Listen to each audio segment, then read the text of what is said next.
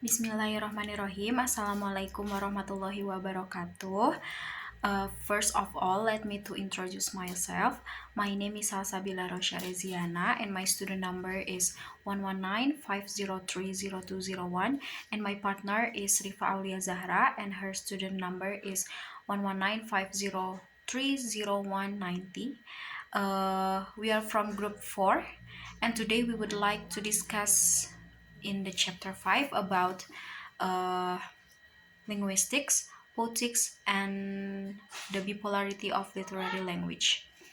And the topic for discussion today are 6 topics. First is the aphasia in linguistic context. The second is the aphasia in poetic context. The third is about what is the difference between metaphoric and metonymic in relation to aphasic disturbance.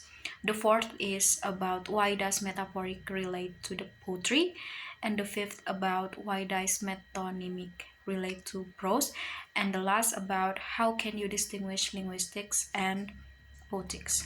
The first topic about describing the aphasia in linguistic context will be delivered by me.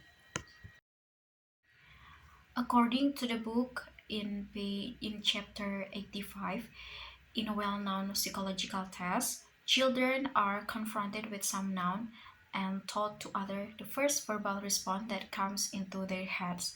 In this experiment, the two opposite linguistics predilection are invariably exhibited. The response is intended either as a substitute for or as a complement to the stimulus. In the latter case, the stimulus and the response together form a proper syntactic construction, most usually a sentence. These two types of reactions have been labeled substitutive and predicative. Thus, the disturbance experienced in the linguistic context is in the form of difficulty in recognizing a word and difficulty stringing words together until they are arranged as a sentence. So it takes a stimulus or stimulation from the brain to digest it. The stimulus provided is substitutive and predicative.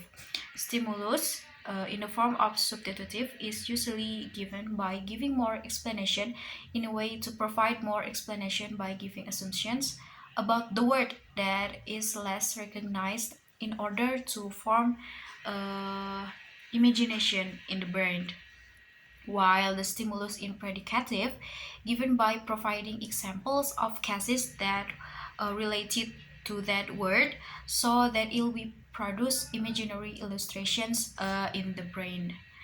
So according to the book in a chapter 85, page 85, sorry, uh, to the stimulus, one response was burnout, another is a poor little house. Both reactions are predicative, but the first creates a purely narrative context, while in the second there is a doubt connection with the subject heart. On the other hand, a positional or namely syntactic contiguity and on the other semantic similarity, so that aphasia in a linguistic context is intended as similarity and contiguity. Assalamualaikum warahmatullahi wabarakatuh. Let me introduce myself. My name is Rifa Zahra, and I would like to try to answer about the aphasia in poetic context. Since poetry is focused upon sign and pragmatic prose primarily upon liberant, tropes and figures were studied mainly as poetical devices.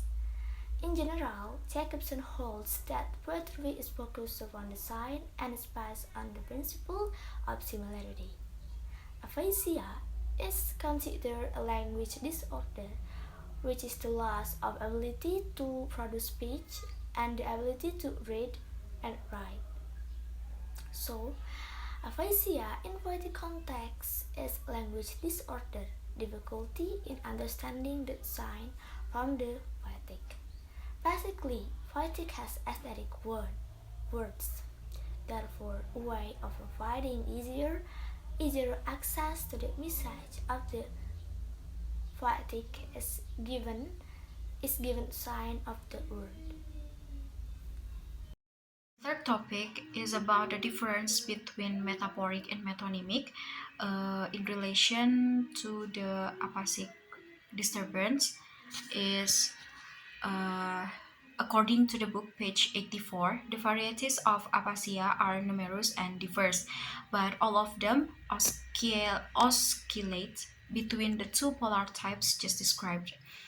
Every form of aphasic disturbance consists in some impairment, more or less severe, either of the faculty for selection and substitution or for combination and contexture.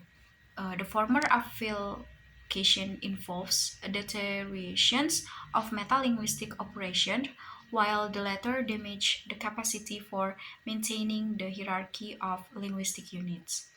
The relation of similarity is suppressed in the former. The relation of contiguity is the latter type of aphasia. Metaphor is alien to the similarity disorder and metonymy to the contiguity disorder. So, the difference between metaphor and metonymic in aphasia context is to see and to understand both of each. If the metaphor is a metaphor that represents a meaning based on the similarity or comparison of a word, so that the metaphor is more related to the linguistic context, while metonymy is a trope of expression expressed by replacing the word with another word that is interrelated as well, so that metonymy relates into the context of poetry. So why it's why is that so? Because in the linguistic, as described earlier in the context of aphasia, is given a stimulus in the form of substitutive and predicative, where both are the same stimul in the form of providing supposition. Unlike the metonymy, which replaces word with other words that are still related. So in poetry, intended as an aesthetic form or figurative language of the poem to impress the aesthetic one. Next, I would like to answer about the question why does metaphoric relate to poetry? Because, in general, Jacobson holds that poetry is focused around the sign and is based on the principle of similarity. Thus, poetry, in general, leans toward metaphor. Similarity in meaning connects the symbols of the meta-language with the symbols of the language referred to. Similarity connects a metaphorical term with the term for which it is substituted. Consequently, when constructing a meta-language to interpret tropes, the research possesses more homogeneous means to handle metaphor. The fifth topic is about why metonymic is related to prose. Uh, Related to the book, page 86. In poetry, there are various motifs which determine the choice between these alternates. The primacy of the metaphoric,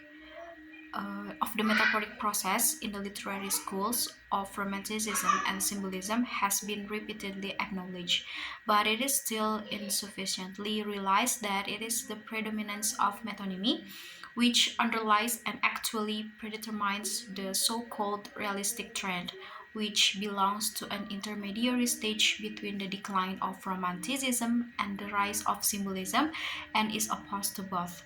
Following the path of contiguous relationships, the realistic author metonymically digresses from the plot to the atmosphere and from the character to the setting in space and time. So, why metonymy is related to prose? Because metonymy is related to work, to prose work, is because it is seen from its own prose side, that where prose is a free form, uh, with no rules, and prioritize the beauty or aesthetic side, so that it is related to metonymy, which expresses a meaning by giving another word whose meaning is still the same. So this is related to prose work because it prioritizes other words as a form of the beauty or the aesthetic. Next, I would like to try to answer about the question: how can you distinguish linguistic and poetics? In his paper, Linguistic and Poetics, Jacobson argues that since poetics concern the artistic features of a verbal message, and linguistic is the global sign of the verbal structure, poetic is an integral part of linguistic. His point here is that poetic elements belong to the sign of the language as a whole. Indeed, they belong to the yet broader field of semiotic or theory of sign since they are not confined to verbal art.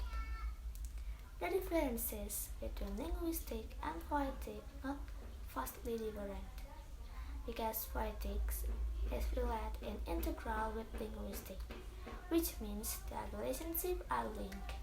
So, the element that build a poetic relate also to linguistic structure, which means linguistic is important.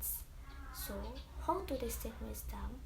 Linguistic is the sign of language, and the poetic is part of it.